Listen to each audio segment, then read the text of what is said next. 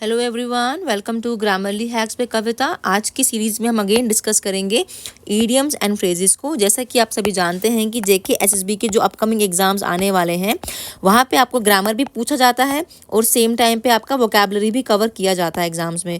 और आपके जितने भी अभी प्रीवियस एग्जाम्स हो रहे हैं आपने देखा होगा वहाँ पे वोकैबुलरी से आपके एंटोनियम, सिनोनियम्स और साथ में ये ईडियम्स एंड फ्रेजेस से बहुत क्वेश्चंस आ रहे हैं। लगभग 2 क्वेश्चंस तो आपके सामने ईडियम्स के देखने को मिलते ही हैं। अब डिपेंड करता है एग्जाम की वेटेज, कितने मार्क्स का पेपर रहता है आपका, ठीक है। तो इसीलिए मैं क्या चाहती हूँ कि हम लोग idioms and phrases proper way में कर लें। और मैं जितने भी करवाऊंगी आपको ये सारे प्रीवियस पेपर्स के मान के चलें आप हैं, या ये आपके एसएससी, सीजीएल, सीएचएसएल कहीं ना कहीं किसी ना किसी एग्जाम में पूछे गए क्वेश्चन ही हैं जो मैं आपके लिए लेके यहाँ पे आती हूँ। अब क्या होता है, कभी कभार आपको सिंपल सा ईडियम लिख के दिया होता है, लाइक लिखा होगा once in a blue moon. आपको 4 ऑप्शन दिए होंगे, आपको एक को सिलेक्ट करके अपना आंसर बता देना है। कभी कभार क्या होता है, आपको एक स्टेटमेंट की फॉर्म में दे रखा होता है, ठीक है ना। और जितने भी स्टेटमेंट की फॉर्म में क्वेश्चन है ना वो मैं आज आपके लिए सीरीज में लेके आई हूँ। तो आज हम इनको 1 बाय 1 डिस्कस करेंगे। लिखा हुआ है, don't try to throw dust into my eyes, you will not succeed. जो ये रेड मार्क हाईलाइट किया हुआ है ना, ये आपको ये ईडियम दे रखा है, आपको इसका मतलब बताना है, ठीक है, सेंटेंस के हिसाब से। और आपको 4 ऑप्शन दे रखे हुए हैं। कहा है कि do not try to throw dust into my eyes, मेरी आंखों में धूल झोंकने की कोशिश मत करो, तुम कामयाब नहीं होंगे, यू विल नॉट सक्सीड। अब देखो, ऐसे भी किसी की आंखों में आप धूल डाल रहे हैं, मिट्टी डाल रहे हैं, डस्ट डाल रहे हैं, तो उससे क्या होगा, उसको क्लैरिटी नहीं होगी, उसको चीज़ें साफ नहीं दिखेगी। तो क्या टू प्रोटेक्ट माई आईज होगा? नहीं ना। प्रोटेक्ट कैसी होंगी, जब आप डस्ट डालोगे तो आईज तो ऐसे भी प्रोटेक्ट नहीं हो रही हैं। ब्लाइंड मी विद डस्ट, क्या मुझे ब्लाइंड कर दोगे डस्ट से? तो ये भी नहीं होगा। तो मिसलीड और कंफ्यूज में, बिल्कुल यही हमारा ऑप्शन बन जाएगा कि तो मुझे मिसलीड या तो मुझे कंफ्यूज नहीं करो। तो इस हिसाब से आपका ऑप्शन नंबर सी बन जाएगा, ठीक है ना। नेक्स्ट क्वेश्चन है आपका, I am sure the girl will fight tooth and nail for their rights. मैं 100% श्योर हूँ, क्या जो गर्ल्स हैं, लड़कियाँ, ये लड़ेंगी एड़ी चोटी का जोर लगा के अपने हक के लिए, अपने राइट्स के लिए। टूथ एंड नेल मतलब एड़ी चोटी का जोर लगाना, मतलब अपने से बेस्ट पॉसिबल करना।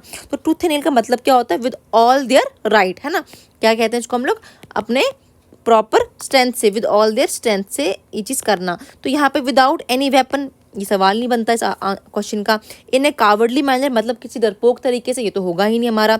विद ऑल देयर राइट्स, अपने हक से लड़ना, हक की तो बात ही नहीं की ना। बोला है कि एड़ी चोटी का जोर लगा के अपने हक के लिए लड़ना है, मतलब पूरी की पूरी अपनी ताकत लगा देनी है। तो यहाँ पे जो आपका डी ऑप्शन होगा ना वो सही होगा, विद ऑल देयर माइट। और देखो बच्चे यहाँ पे सी पे कंफ्यूज होंगे, 110% बच्चे यहाँ पे सी लगा सकते हैं, लेकिन सी नहीं है, ठीक है ना। राइट ऑलरेडी मतलब क्या होता है? हक के लिए लड़ना, ठीक है ना। तो वो लिख रखा है कि फॉर देयर राइट्स, अपने हक के लिए।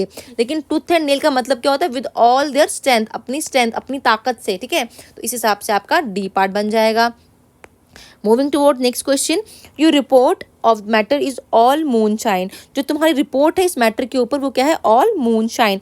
अब आप देखो, मून की रात को रोशनी जब शाइन होती है वो कैसी होती है? धुंधली सी होती है ना। तो यहाँ पे इस सेंटेंस में क्या मतलब निकल के आ रहा है कि जो तुम्हारी रिपोर्ट्स हैं वो क्या है? मैटर ऑफ, वो धुंधली सी है, मतलब क्या, वो नॉनसेंस सी रिपोर्ट है, सिली सी कह लो आप इसके लिए सिली वर्ड यूज़ कर सकते हो, या आप नॉनसेंस बातें, ऐसा आप वर्ड यूज़ कर सकते हो, ठीक है ना। तो एक्सेप्टेबल तो नहीं है ये नहीं होगा हमारा। एक्सीलेंट मतलब काफ़ी अच्छी, ये भी नहीं होंगी हमारी। फैमिलियर मतलब जिसको आप जानते हो वो भी नहीं होंगी। अब यहाँ पर एक वर्ड लिखा कॉनकोटेड। अब आपको इसका मतलब ही नहीं पता होगा तो आंसर कैसे लगा के आओगे, ठीक है ना। तो इसका मतलब ही क्या होता है?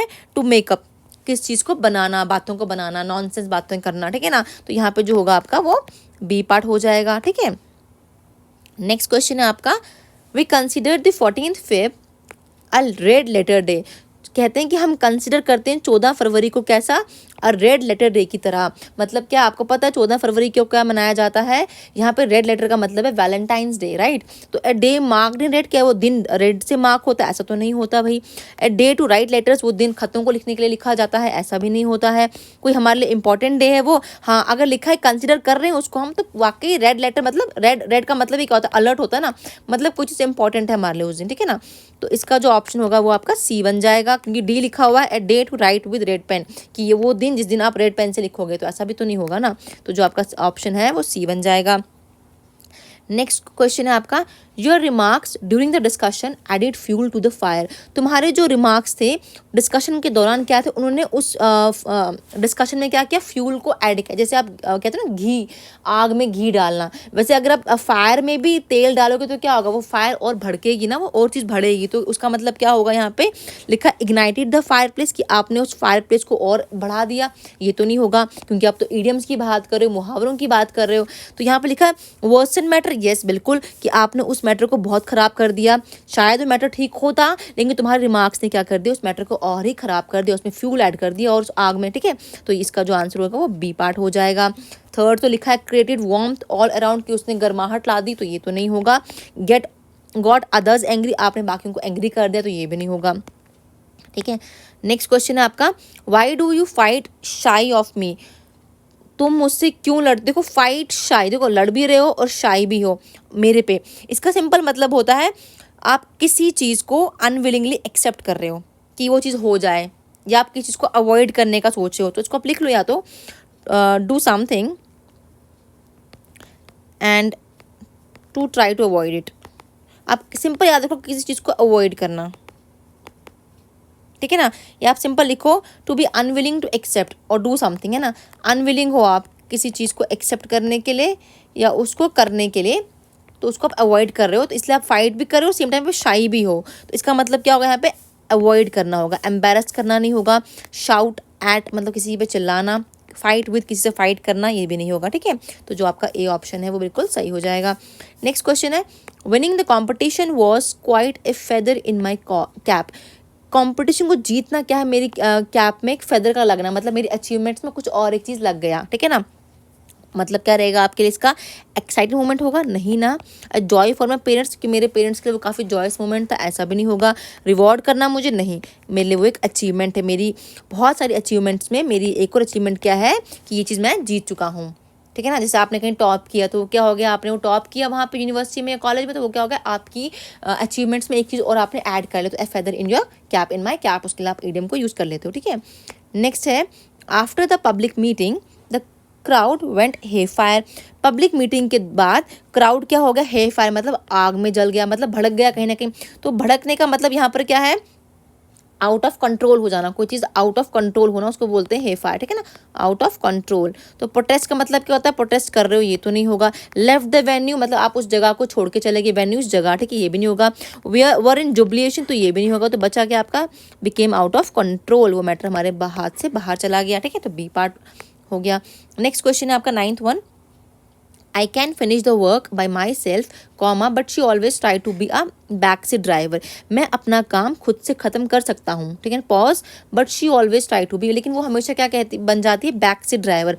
अब देखो बैक सीट ड्राइवर का मतलब क्या, मान लो आप गाड़ी चला रहे हो, आपकी गाड़ी में कोई पीछे बैठा होता है, तो आपको खतरा नहीं होता ना, आपको पता है कि आपने गाड़ी कैसे चलानी है। लेकिन जो पीछे बैठा होता है वो क्या होता है, अननेसेसरी अवॉइड देगा कि तूने यहाँ से गाड़ी चला ऐसे कर दिया, गाड़ी को लग जाएगी या एक्सीडेंट हो जाएगा, तो वो आपको अननेसेसरी अवॉइड क्या कहता है, एडवाइसेस देता है जो आपके काम की नहीं होती है, ठीक है। तो वैसे यहाँ पर भी वही कहा है कि मैं अपना काम खुद से कर सकता हूँ, लेकिन वो क्या कर रही है, मुझे अननेसेसरी बैक सीट एडवाइस दे रही है। मतलब तो पर्सन वो wants to do something by herself, ये होगा, ये तो नहीं होगा इस हिसाब से।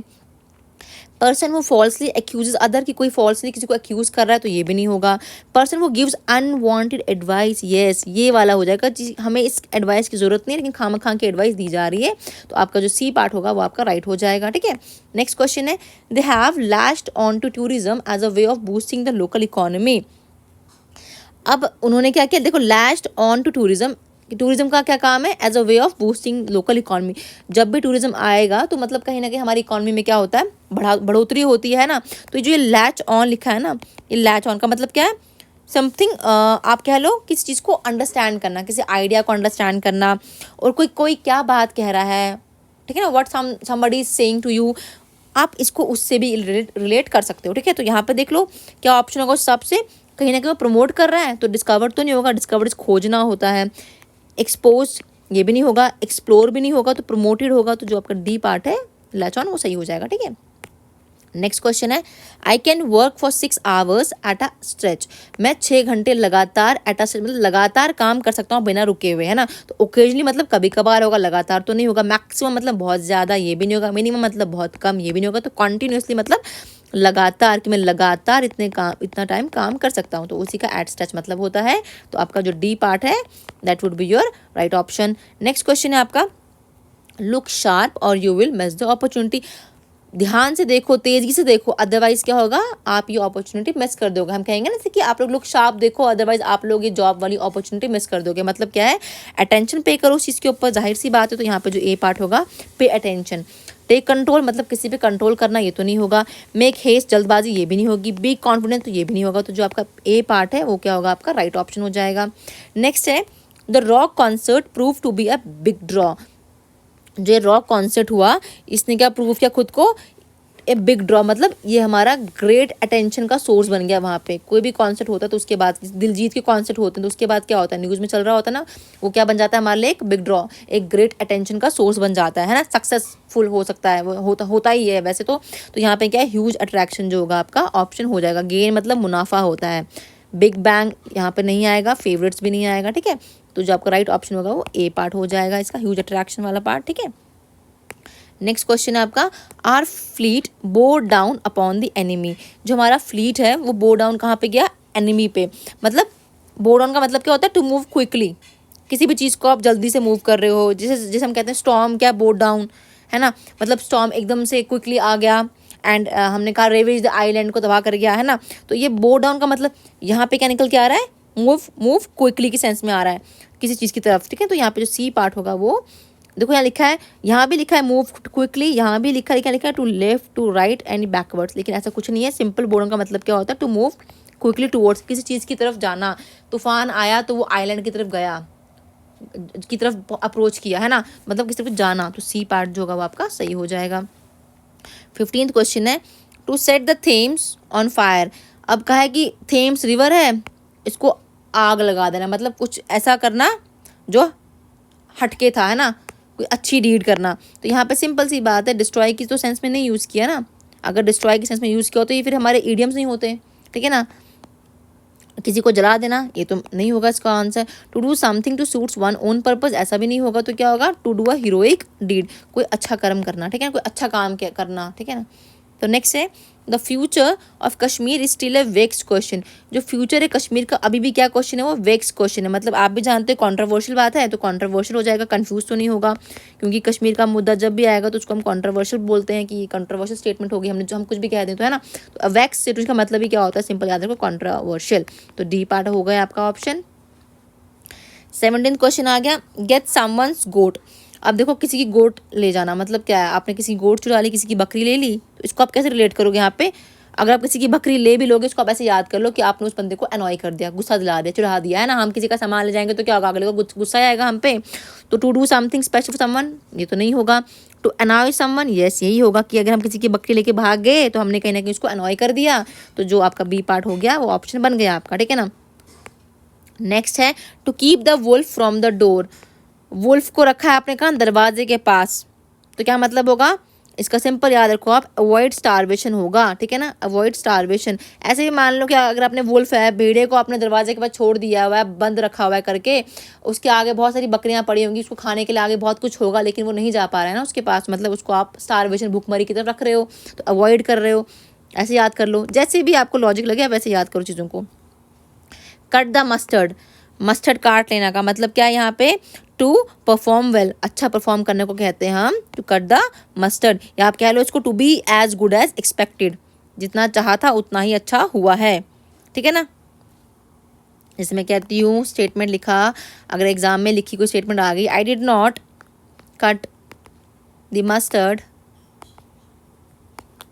As a cricket player, hockey player, कुछ भी लिख लो आप। इसका मतलब क्या है कि अब कट द मस्टर्ड, यहाँ पर ये क्या है, ये तो मुहावरा यूज़ हुआ ना, मतलब मैंने उतना से परफॉर्म नहीं किया है, ठीक है ना। तो परफॉर्म वेल को ही क्या कहते हैं, cut the mustard, do not लगाया मतलब नहीं किया है, ठीक है। लास्ट क्वेश्चन है आपका, कॉल इन क्वेश्चन। सिंपल सी बात है, किसी को आप पूछताछ कर रहे हो तो मतलब क्या कर रहे हो आप, कॉल इन क्वेश्चन कर रहे हो उसके ऊपर, तो मतलब आप कहने के उसको चैलेंज कर रहे हो किसी चीज़ के लिए, है ना।